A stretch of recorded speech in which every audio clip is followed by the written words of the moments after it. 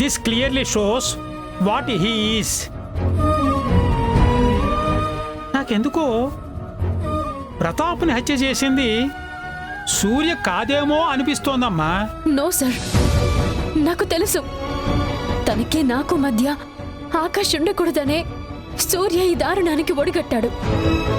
అందుకే నన్ను మానసికంగా టార్చర్ చేస్తున్నాడు. ఓకే, ఆ యొక్క ఇది ఉంది చూసావు, ఏది కేసు హిస్టరీ, దాన్ని పోస్ట్ మార్టం రిపోర్ట్ని మళ్ళీ నేను ఒకసారి స్టడీ చేస్తాను. Then we can come to a conclusion. అంతేకాకుండా ఆకాష్ను బెయిల్ మీద విడిపించడానికి మనం కోర్టులో పిటిషన్ వేద్దాం. ఆ నమ్మకంతోనే ఉన్నాను. నా భర్తకి బెయిల్ ఖచ్చితంగా దొరుకుతుందా sir? Maybe or may not be, చూద్దాం. Let us try our best. Okay sir, thank you. వస్తాను. మంచిదమ్మా. మరుగేలరా ఓ రాఘవా, మరుగేలరా ఓ రాఘవా, అన్నీ నీవనుచు అంతరంగమునా తినగా వెదికి తెలుసుకుంటినయ్యా, మరుగేలరా ఓ రాఘవా.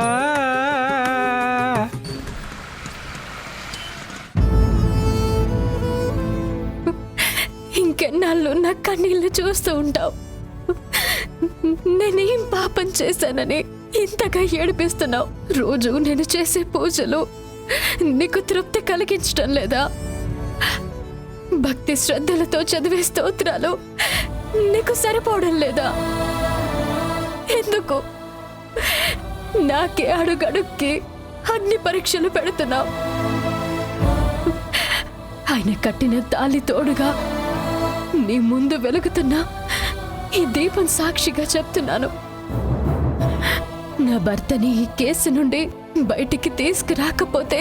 సంధ్య, సంధ్య, సంధ్య, సంధ్య.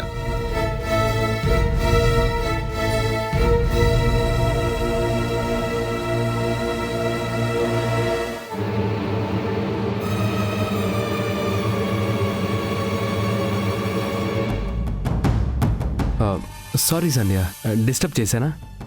అది రోజు చేస్తున్న పనేగా. అవుననుకో, కానీ ఏదో అసంతృప్తి. అందుకే ఈరోజు ఒకటి డిసైడ్ అయ్యాను. ఆకాష్ ఇంట్లో లేడు కాబట్టి తప్పుగా అర్థం చేసుకోకు, ఇందులో డబుల్ మీనింగ్ ఏం లేదు. ఆకాష్ ఇంట్లో లేడు కాబట్టి కన్స్ట్రక్షన్ వర్క్ నేనే చూసుకుంటాను. ఆకాష్ లేని లోటు తీర్చడం నా బాధ్యత.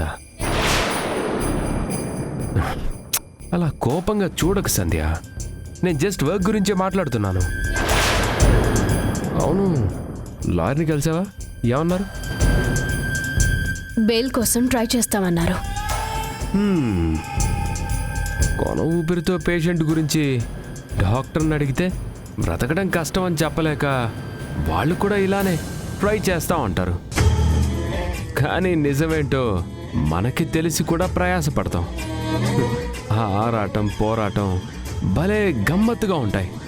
నాది ఆరాటం పోరాటం కాదు, నమ్మకం. అది మీలాంటి నెగిటివ్ మైండ్ సెట్స్ ఉన్న వాళ్ళకి ఎప్పటికీ అర్థం కాదు. కరెక్టేలే, ఆ మాత్రం నమ్మకం లేకపోతే ఇలాంటి పరిస్థితుల్లో సర్వైవ్ అవ్వటం చాలా కష్టం. ఏంటో పరిస్థితులతో రాజీ పడి అందరూ హ్యాపీగా అడ్జస్ట్ అవుతుంటే మన ఇంట్లో పరిస్థితి ఏంటో ఇలా అయిందని అప్పుడప్పుడు బాధగా ఉంటుంది.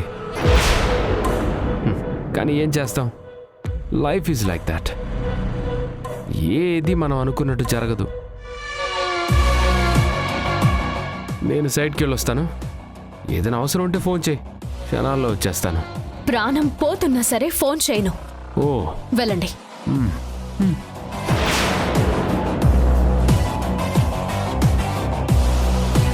హాయ్ సూర్య, హాయ్ విక్రమ్. ఎక్కడికో వెళ్తున్నట్టున్నావు? సైట్కి. ఆకాష్ని అరెస్ట్ చేసి తీసుకెళ్ళావు కదా, ఇక మీదట నా బెస్ట్ ఫ్రెండ్ బాధ్యతలు నేనే తీసుకుంటున్నాను. అయినా నువ్వేంటి ఉదయాన్నే వచ్చావు? ప్రతాప్ మర్డర్ గురించి వదినతో మాట్లాడాలి. ఓ ఇంట్రోగేషనా? కాదు, ఇన్వెస్టిగేషన్.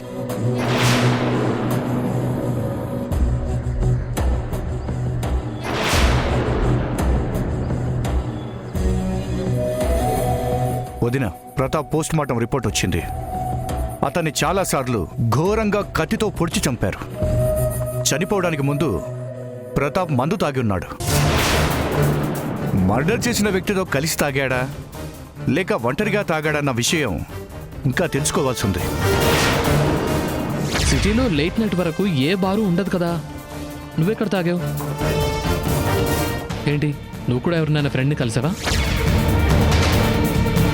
ఒకటి మాత్రం నిజం వదిన, హత్య మాత్రం చాలా తెలివిగా ప్లాన్డ్గా చేశాడు.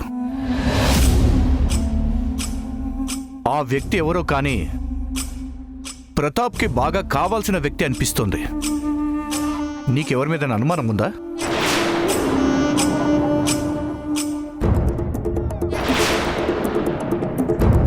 సూర్య, నువ్వు ఎక్కడికో వెళ్తున్నట్టున్నావు కదా, ప్లీజ్ క్యారీ. ఏంటి సీక్రెటా? అవును, ఈ మర్డర్ కేసు చాలా సెన్సిటివ్, అందుకే కొంచెం కాన్ఫిడెన్షియల్గా ఉండాలని. నేను కూడా ఇంట్లో మనిషినే. ప్రతాప్, ఆకాష్, సంధ్య అందరూ నాకు తెలిసిన వాళ్ళే. అయినా కూడా ప్లీజ్. ఓకే.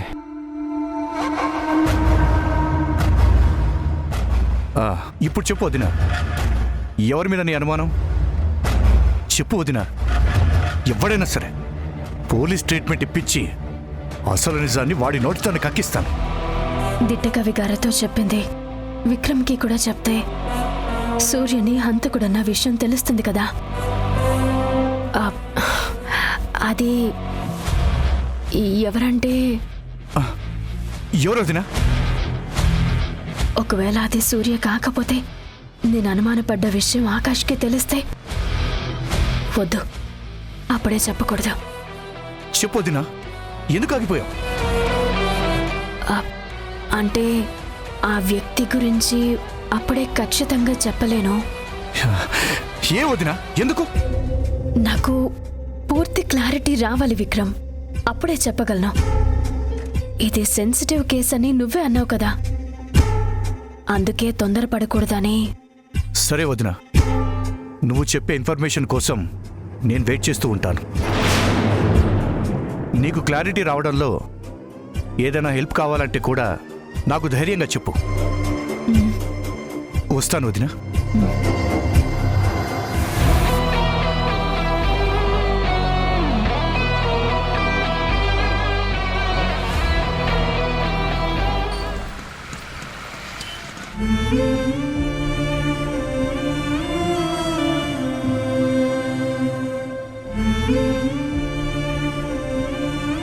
పండు, ఏంటి మేడం ఏదో సీరియస్గా ఆలోచిస్తున్నారు? అదేం లేదు దివ్య. ఏం లేదని ఇంత డల్గా చెప్తున్నావంటే ఏదో ఉన్నట్టే. ఆ ఆలోచనలు మా గురించేనా? నువ్వు కేర్ తీసుకోవాల్సింది కడుపులో బిడ్డ గురించి మాత్రమే. మిగిలిన విషయాలు చూసుకోవటానికి నేనున్నాను కదా. అంటే ఏంటి దివ్య, నువ్వు నా గురించి ఆలోచించొచ్చు, కానీ నేను మాత్రం నా స్వార్థమే చూసుకోవాలా? పండు, నీది స్వార్థం ఎందుకు అవుతుంది? ఏం చేయాలో ఎలా ఉండాలో నీకు చెప్తుంది నేనే కదా. ఇదిగో ఇప్పుడు చెప్తున్నాను, నువ్వు నాతో ఇలా ఆర్గ్యుమెంట్లు ఫైటింగ్లు ఆపలేదంటే లోపల ఉన్న బేబీ త్వరలోనే బాక్సింగ్ చేస్తుంది. దివ్య ఆంటీని ఏమైనా అంటే ఒప్పుకోను అని వార్నింగ్స్ కూడా ఇస్తుంది. జాగ్రత్త. ఇదిగో ఇలా నవ్వుతూ ఉండాలి, సరేనా? నేను ఆఫీస్కి వెళ్తాను, బాయ్. నువ్వు రెస్ట్ తీసుకో. సరే.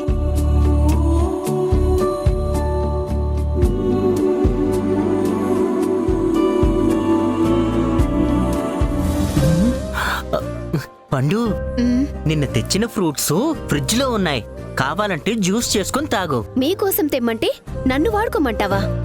మీరు మేమని ఏం లేదు. ఈ ఇంట్లో అంతా ఒకటే, అందరం ఒకటే. అసలు నువ్వు చేసిన దానికి అసలు నీతో మాట్లాడకూడదు అనుకున్నాను. నేను ఏం చెప్పినా నువ్వు వింటాను అని నాకు మాటిచ్చి దివ్యకి ఎలా సపోర్ట్ చేస్తావు? సైలెంట్ గా ఉంటే నాకు ఇంట్రెస్ట్ ఉందేమోనని, దివ్య అనుకుంటుందేమోనని నేను మాట్లాడక తప్పలేదు. అసలైన కామెడీ ఏంటో తెలుసా? నిన్ను తల్లించేసిన వాడితోనే నీకు పెళ్ళైన తర్వాతే మాకు శోభనం అంటూ దివ్య అల్టిమేటం ఇచ్చింది. ఆ మహానుభావుడు ఎవరో కాదు, నేనే అని తెలిస్తే శోభనం కాదు కదా, దివ్య నాకు శవయాత్ర చేస్తుంది.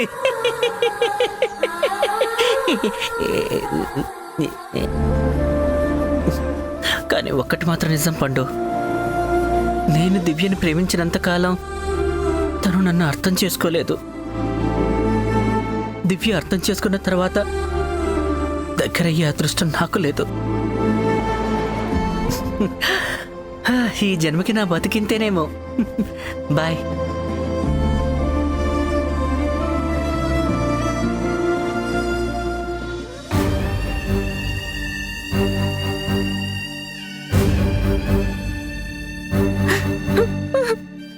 ఏమండి,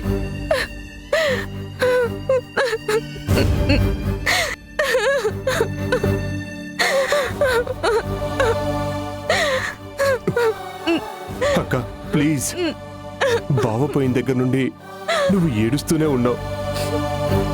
పోయిన వాళ్ళని తిరిగి తీసుకురాలేం. నీ ఆరోగ్యం గురించి కూడా ఆలోచించాలి కదక్క. ప్రాణంగా చూసుకున్న మనిషి పోయినప్పుడు ఈ ఆరోగ్యం ఉంటే ఎంత, పోతే ఎంత సురేష్? అలా మాట్లాడకు, అలా మాట్లాడొద్దు. నేను మొదటి నుండి భయపడుతూనే ఉన్నాను. ఒకరోజు రాత్రి ఎవరో ఫోన్ చేసి ఆయన్ని చంపుతానని బెదిరించారు చూడు. ఆ క్షణం నుండి భయం నా గుండెల్లో గూడు కట్టుకొనుంది. వాడు, ఆ దుర్మార్గుడు అన్నంత పని చేశాడు. పాపిష్టి డబ్బు కోసం ఆయన్ని పొట్టను పెట్టుకున్నాడు. నా కన్నీటికి కారణమైన వాణ్ణి ఆ దేవుడు కూడా కరుణించాడురా. ఆ దేవుడు కూడా క్షమించాడు.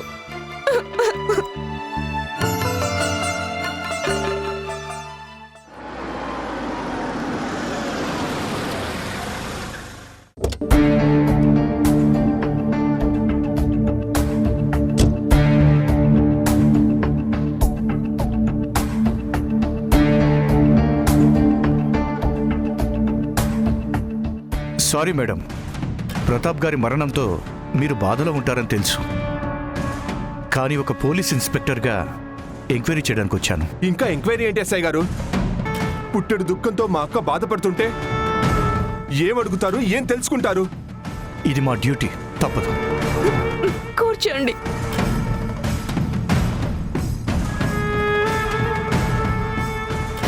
బిజినెస్లో గొడవల వల్ల ప్రతాప్ గారిని హత్య చేసింది ఆకాష్ అని కంప్లైంట్ ఇచ్చారు.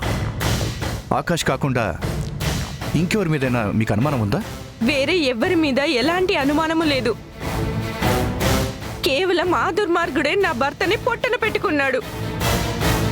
ఎస్ఐ గారు, మా బావ శవాన్ని చూసిన క్షణం నుండి మేము చెప్తున్న పేరు అదొక్కటే. మా బావ చనిపోయిన చోట ఆ ఆకాష్ పర్సు దొరికిందని సాక్ష్యం కూడా ఉంది. అయినా సరే మీరు క్రాస్ క్వశ్చనింగ్ ఎందుకు చేస్తున్నారో నాకు అర్థం కావడం లేదు. పర్సు దొరికినంత మాత్రాన ఆకాష్ ఈ మర్డర్ చేశాడని కోర్టులో మనం ప్రూవ్ చేయలేం. ఆకాష్ని ఇరికించడానికి ఎవరైనా పనిచేసి ఉండొచ్చు. ప్రత్యక్ష సాక్షులు కూడా ఎవరూ లేరు. అంటే ఏంటి ఎస్ఐ గారు మీరు చెప్పేది? మనిషిని దూరం చేసుకున్నా మేం చెప్తున్నాం. ఆకాష్ పర్సు అక్కడ దొరికింది. అయినా సరే సాక్ష్యాలు సరిపోవని మీరెలా అంటారు? నా భర్తను చంపిన ఆ రాక్షసుడు ఎట్టి పరిస్థితుల్లోనూ తప్పించుకోవడానికి వీల్లేదు. మీ వల్ల కాకపోతే చెప్పండి, సరి అయిన లారీని పెట్టి నిజమేంటో నేను నిరూపిస్తాను. ఆ విశ్వాసం లేని మనిషికి ఉరిశిక్ష పడేటట్టు చేస్తాను. స్నేహం, కృతజ్ఞత ఏదీ లేకుండా కేవలం డబ్బు కోసం మా బావ ప్రాణాలు బలి తీసుకున్న ఆ నరరూప రాక్షసుడికి ఉరిశిక్ష విధించాల్సిందే. ఎట్టి పరిస్థితుల్లోనూ వాడు తప్పించుకోవడానికి వీల్లేదు. చూడండి, మీ కోపము బాధలో న్యాయం ఉంది, కానీ చట్టాన్ని ధర్మాన్ని రక్షించాల్సిన వ్యక్తిగా ఒక నిరపరాధికి శిక్ష పడకుండా చూసుకోవాల్సిన బాధ్యత నాకుంది. ఇంకా నిరపరాధి అంటారేంటి ఎస్ఐ గారు? చూస్తుంటే మీరే దగ్గరుండి ఆకాష్ని ఈ కేసు నుంచి తప్పించేలా ఉన్నారు. నేను తప్పించేవాణ్ణి కాదు, తప్పు ఎవరు చేసినా శిక్షించేవాణ్ణి. అయితే ఆ ఆకాష్ను శిక్షించండి. నా ఐదోతనాన్ని దూరం చేసిన ఆ పాపిస్టోని ఉరికమ్మానికి వేలాడదీయండి.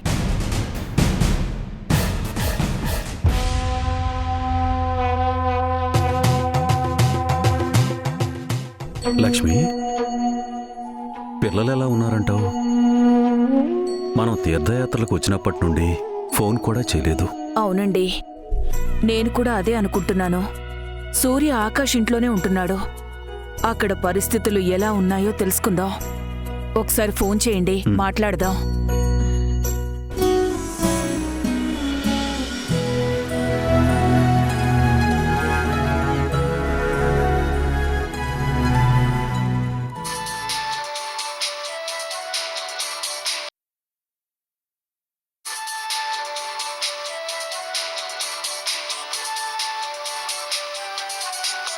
నాన్న, సంధ్య, నాన్న అంట. ఎవరో ఫోన్ చేస్తున్నారు. లిఫ్ట్ చేసి మాట్లాడినా?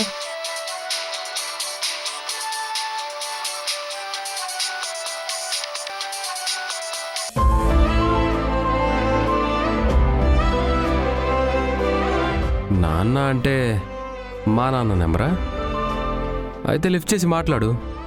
సైలెంట్లో పెట్టడం ఎందుకు? ఎవరితో ఎప్పుడు మాట్లాడాలో, ఎలా మాట్లాడాలో నాకు బాగా తెలుసు. తెలుసు అనుకో, కాకపోతే అయిన వాళ్ళతో బాధలు పంచుకుంటే తగ్గుతాయని చెప్తారు కదా. అందుకే ఆకాష్ హత్య చేశాడు, అరెస్ట్ చేసి జైల్లో పెట్టారు.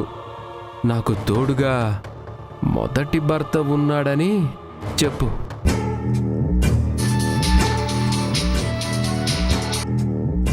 అయ్యో, ఏంటి సంధ్య అలా స్విచ్ ఆఫ్ చేశావు? పాపం అమ్మ నాన్న ఎంత కంగారు పడతారో. సంజయ్ బయటికి ఎక్కడికైనా వెళ్ళిందేమో, అందుకే ఫోన్ తీయడం లేదు. తీయకపోవడం కాదండి, మొత్తానికి స్విచ్ ఆఫ్ చేసింది కదండి. బ్యాటరీ అయిపోయిందేమో. అంతేనంటారా? నాకెందుకో ఏదైనా సమస్యలో ఉందేమో అనిపిస్తుందండి. సమస్య ఉంటే మాత్రం మనతో చెప్పదా? అన్నిటికీ అనుమానాలే నీకు. అనుమానం కాదండి, సంధ్య జీవితం గురించి తెలిసిన భయం. లక్ష్మి, దాని జీవితం బాగుండాలనే కదా దేవుడికి మొక్కుకున్నాం. భారం అంతా ఆ దేవుడిపై వేసి ప్రశాంతంగా ఉండు, అంతా మంచిగా జరుగుతుంది.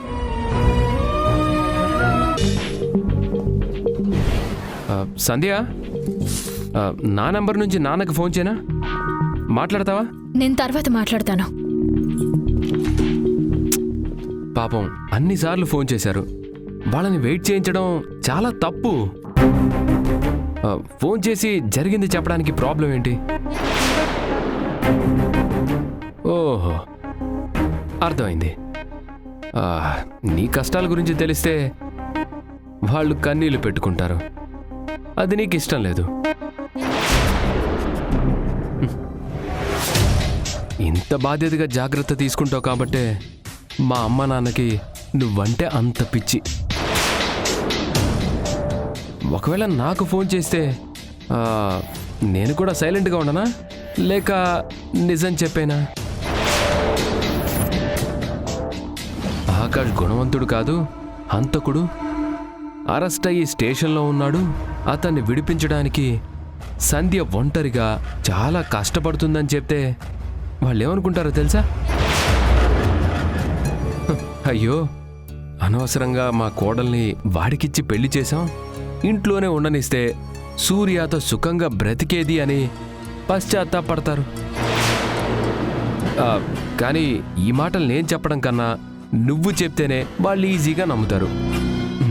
అందుకే ఫోన్ చేయమంటున్నాను.